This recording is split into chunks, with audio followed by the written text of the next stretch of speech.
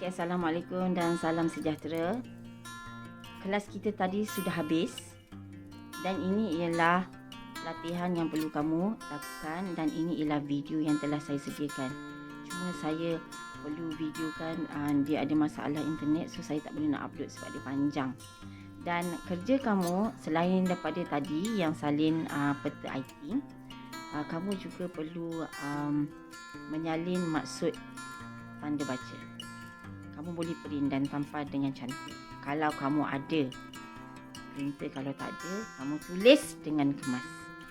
Tapi peta writing perlu lukis sendiri, jangan print. Okey? Terima kasih kerana sudi masuk ke kelas Telegram saya dan alhamdulillah, cumanya saya nak memberitahu kepada beberapa murid yang sekiranya kamu tidak ada di situ, tidak perlulah letak nama. Itu je. Okey? Sehingga berjumpa kembali.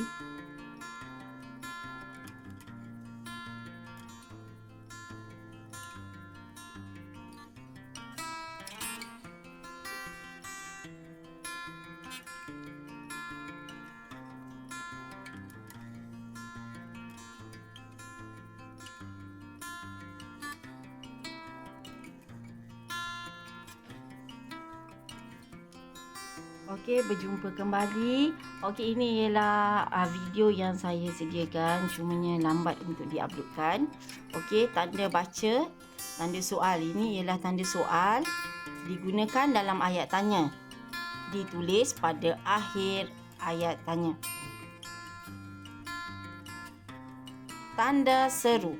Okey, dia ada satu air, tapi air dibalik. Okey, ni tanda seru. Ni selalunya orang yang marah, orang yang teruja, dia akan menggunakan ayat ini. Digunakan dalam ayat seru, ditulis pada akhir ayat seru. Contoh ayat seru. Wow.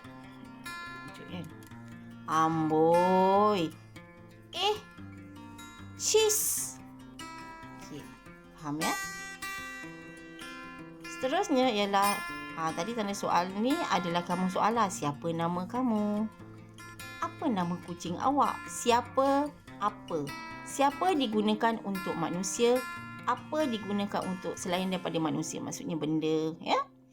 Okey, pengikat kata digunakan untuk mengapit petikan langsung dan ayat cakap ajuk. Digunakan pada judul karya. Okey, pada tajuk. Rumah kecilku. Ini selalunya tajuk lah. Selalu pengikat kata ni macam tolong, kata Abu kepada Ali. Itu kena ada, ya, pengikat kata. Seterusnya ialah tanda baca untuk tanda sempang digunakan dalam kata ganda untuk penggunaan ke dengan angka dan angka dengan an. Dia kena ada sempang. Selalunya kalau sempang ni dia kena ada angka macam ke 2. Sukan sekolah Desa Jasmine kali ke sempang 20. Macam itulah, ya. Itu yang saya kata. Ada sempang tu. Okey, apa yang dimaksudkan dengan titik bertindih? Bila nak guna titik bertindih ni? Okey, untuk memberikan penjelasan. Ditulis pada akhir penyataan yang diikuti oleh rangkaian. Maksudnya contohnya kamu bagi penerangan maksudlah, maksud penjelasan. Contoh, kaki bangku, nota bertindih, seorang yang tidak pandai bermain bola, ya. Dan seterusnya ialah koma bertitik. Digunakan untuk memisahkan bahagian-bahagian ayat yang sejenis. Dia nak asingkan, dia nak bezakan ayat tadi. Juga untuk memisahkan bahagian ayat yang menggunakan kata hubung. Tetapi dah lalu namun banyak sangat awak punya koma, digunakanlah koma bertitik tu. Okey. Terletak pada baris pertama pantun 2 kerat. Terletak pada baris pertama pantun 2 kerat dan baris kedua pantun 4 kerat. Faham ya? Okey. Contoh penggunaan A, huruf besar. Ibu menjahit baju kurung kakak. Amin bersekolah di Sekolah Kebangsaan Taman Permata. Kenapa ada huruf besar dan kecil? Ini yang saya cakap tadi, kata nama khas dan kata nama am. Ibu ialah kata nama am, tetapi bila dia berada di hadapan maka dia kena huruf besar. Amin, walaupun dia di tengah, di belakang dan di depan, dia tetap besar. Okey, Amin bersekolah di Sekolah Kebangsaan Taman Permata. Di depan perlulah besar. Ini kata nama khas. Bukan sekolah depannya besar. Maksudnya, satu perkataan tu huruf depannya perlulah besar setiap perkataan. Okey, nokta. Ayah membeli sepasang kasut sukan untuk abang. Akhir sekali tu, nampak tak tu ada titik nokta. Inilah yang selalu kamu tertinggal, noktah ni. Okey? Bawah ialah koma. Puan Liza membeli ikan, koma, sayur sawi, koma, dan udang di pasar tani. Last sekali tu, akhir sekali tu kena ada titik nokta. Kalau banyak sangat, kamu kena letak koma. Kalau dia 2 je, Puan Liza membeli ikan dan sawi.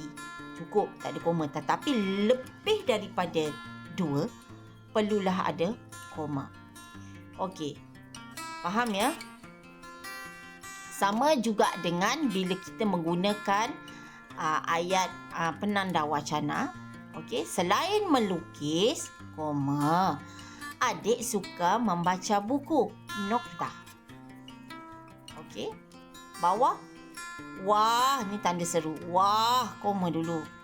Besarnya rumah itu, ada tanda seru. Tanda seru di belakang. Wah, bukan wah besarnya rumah itu. Tak ada feeling pun, tak ada perasaan pun. Selalunya tanda seru ni dia ada karakter ataupun emosi. Seterusnya ialah tanda soal. Siapakah lelaki itu? Ini saya cakap tadi. Siapakah tu dia merujuk kepada manusia. Siapakah lelaki itu?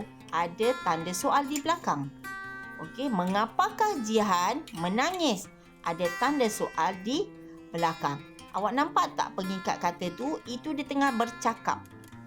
Mengapakah Jihan menangis? Nampak pembuka ni, pengikat kata, pembuka kata dan penutup kata. Tengok pembuka kata, mengapakah Jihan menangis? Tanda soal dulu baru penutup dia, pengikat tutup tu. Tanya Maria, nokta. Nampak tu, nokta. Faham ya? Kita pergi ke seterusnya. Contoh penggunaan tanda seru. Cis, berani kamu datang ke sini. Kena ada emosi. Bukan, cis, berani kamu datang ke sini. Macam Cik Takif ya. Macam tak ada perasaan. Janganlah marah Cik Takif. Okey, saya melawak je. Tapi itulah yang saya ingin tonjolkan di sini. Tanda seru perlulah ada emosi. Aduh, sakitnya perut saya. Bukan aduh, sakitnya perut saya. Dia ni sakit perasaan ke, saja-saja buat-buat cakap ke, ataupun betul-betul sakit, tak tahu pun. Ini yang suka memuji. Amboi, cantiknya kamu hari ini. Betul tak? Kalau cakap amboi, cantiknya amboi, cantiknya kamu hari ini. Itu pun masih ada emosi dekat situ. Okey, apa yang kita kata dengan pengikat kata tadi? Okey, nampak tak? Pembuka kata di hadapannya, saya akan memberitahu ayah nanti. Koma dulu. Penutup kata, kata Fahmi.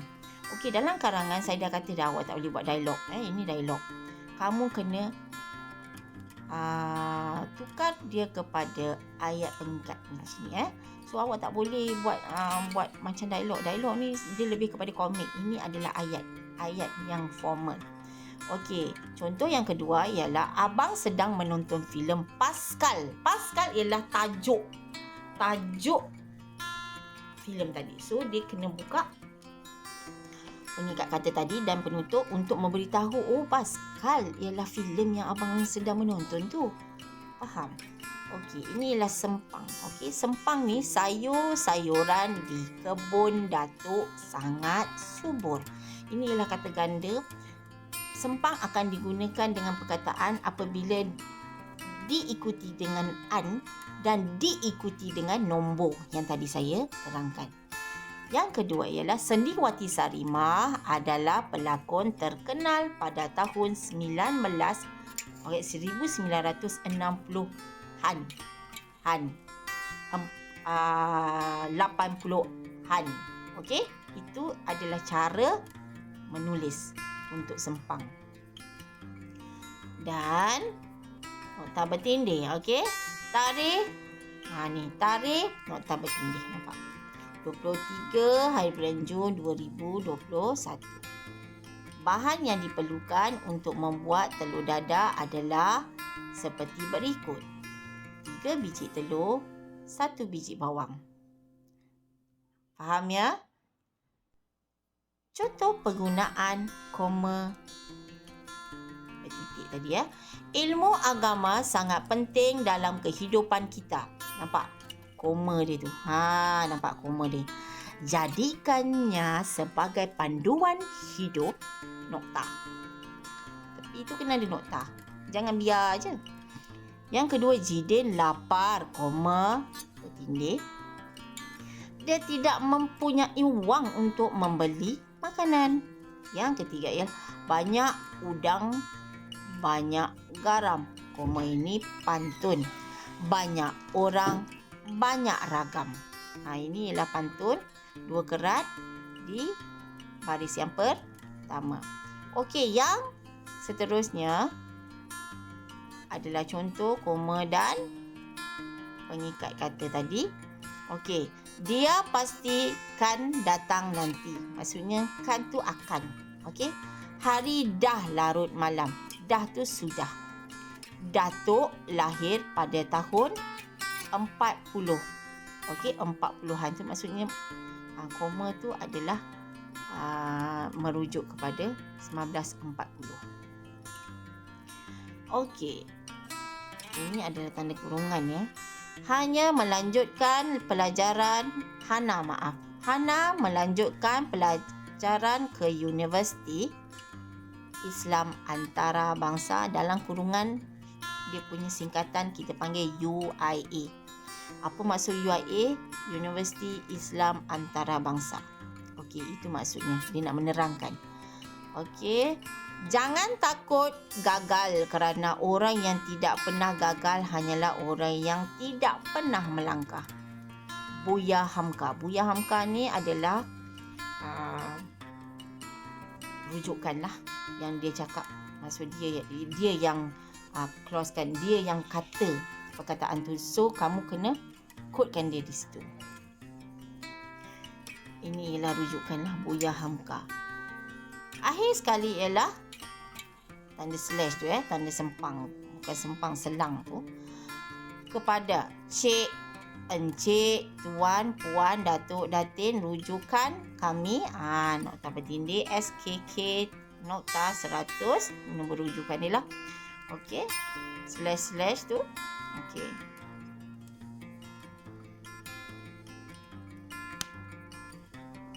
ada tanda begitu supaya kita tahulah di mana kita. Okey, had laju dekat sini, had laju di Lebuh Raya ialah 110 km per jam. Okey, saya harap kamu faham dan saya dah beri contoh. Kalau kamu rajin, yang ni kamu boleh print. Kalau kamu tak ada printer, kamu boleh salin di dalam buku BM 1 Kalau tak ada, BM2. Kalau tak ada, pakai buku karangan. Okey, berjumpa kembali. Bye. Assalamualaikum.